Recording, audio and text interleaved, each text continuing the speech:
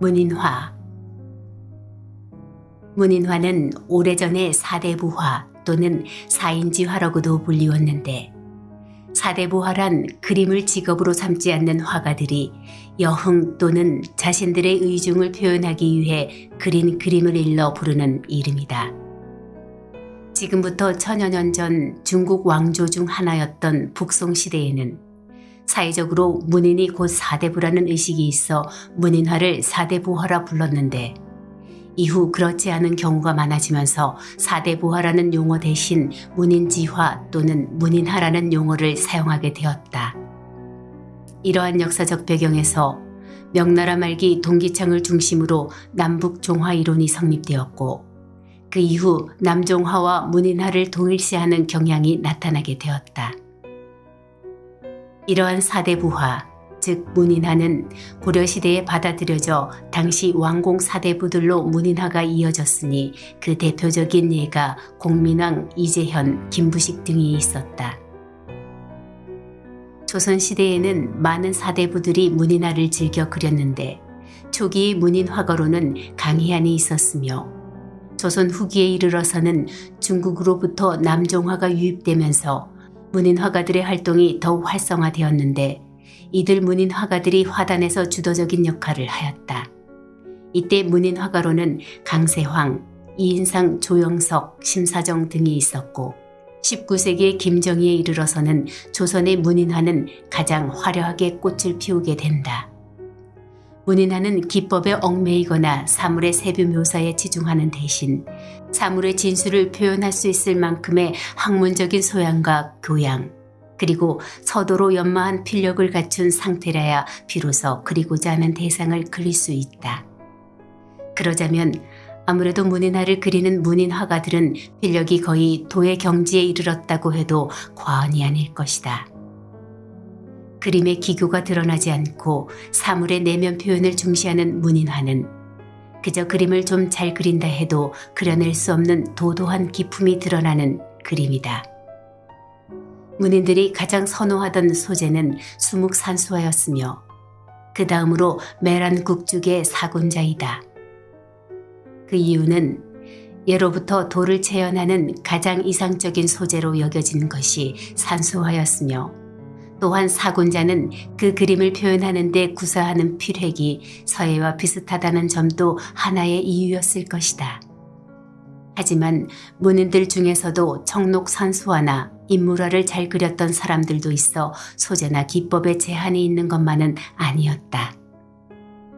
이토록 학문적 소양과 자기 수양, 그리고 그리고자 하는 사물의 내면까지 들여다볼 수 있어야만 비로소 표현해낼 수 있다. 지난 2015년 대한민국 미술대전에서 문인화 부분 대상을 수상하신 원주의 대표적인 여성 문인 화가가 있습니다. 북향 가득한 화실에서 그림을 그리고 있을 지당 이옥수 화백, 지금 만나러 갑니다.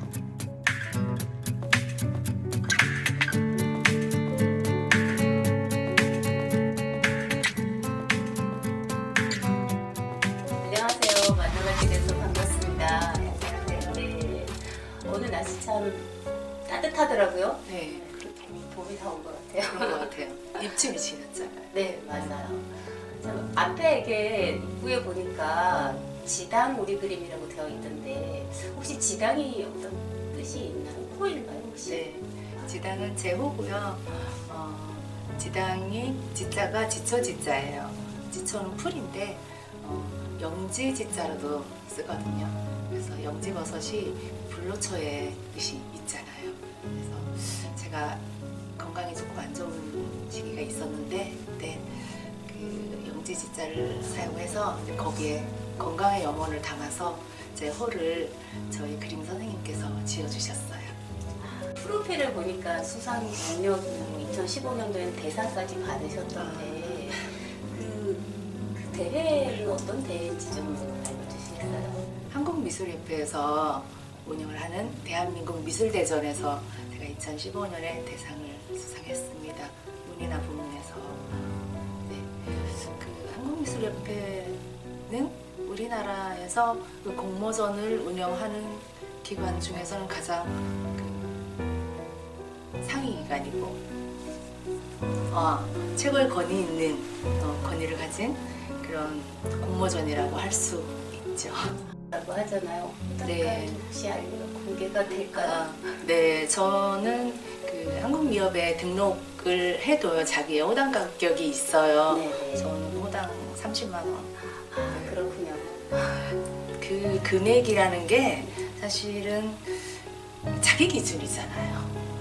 그리고 내가 30만 원을 정했다고 30만 원을 다 주고 사는 것도 아니고 그게 구매를 했을 때 이루어지는 거지. 혼자서 뭐 내가 호당 100만 원이다 아니면 호당 10만 원이다 그렇게 결정하는 건 아닌 것 같고 또 그렇게 정해서도 그게 꼭 진실은 아니고 그럴 수도 있고요. 그런 것 같아요. 저는 생각에. 제가 사군자를 처음 배울 때부터 매난국죽을 하잖아요. 기본적으로 하는데 대나무가 저랑 가장 잘 맞았어요. 그림을 그릴 때 잘 맞으니까 더 많이 그리게 되고 또 그릴 때 매력을 더 많이 알게 되죠.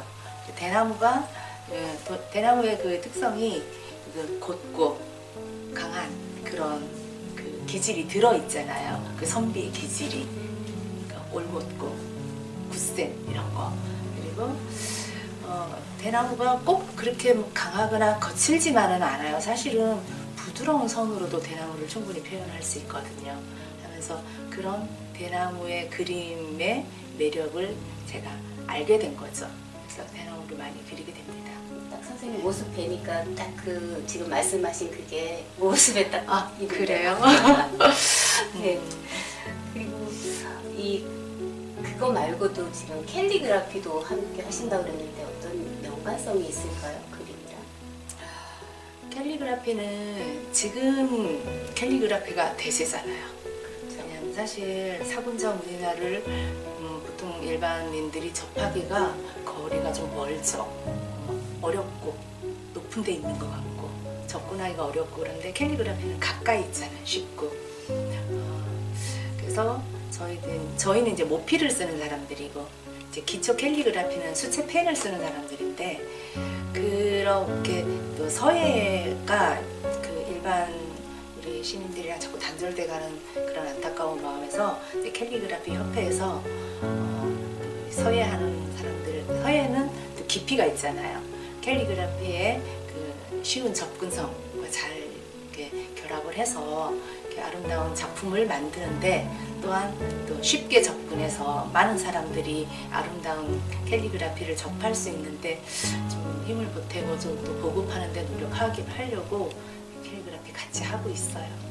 그러면 앞으로 그 화가로서 계획 그런 거 있으면 얘기해 주시겠어요? 저는 특별하게 계획은 없고요. 그냥 제가 가진 작은 재능으로 내가 표현할 수 있는 어떤 것들을 표현하면서 또 사람들과의 교류를 하고 만나고 살아가는데 매개체로 쓰는 게 너무 좋은 것 같아요. 그래서 뭐 이 그림을 위해서 내가 인생을 포기하고 뭐 매진하는 것이 아니고 내 삶을 더 풍요롭게 하기 위해서 그림이 있는 것이기 때문에 또 베풀 수 있을 때 베푸는 그런 것도 좋고 이렇게 내가 살아가면서 행복하게 사는데 도구로 사용하고 싶어요.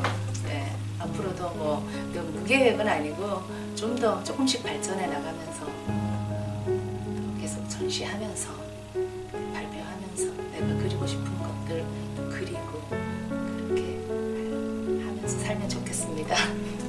선생님의 이런 작품 활동 하시는데 그 주변의 가족분들이 이렇게 협조를 안 해주시면 힘들 것 같은데 그런 면은 어떠신가요? 제가 작품을 활동한 지가 좀 오래됐잖아요. 처음에는 협조가 없었어요. 좀 많이 힘들었었어요. 근데 지금은 적극적으로 후원해주고 작품 활동하고 제가 장거리 활동 다니고 하는데 제약 전혀 없이 열심히 활동할 수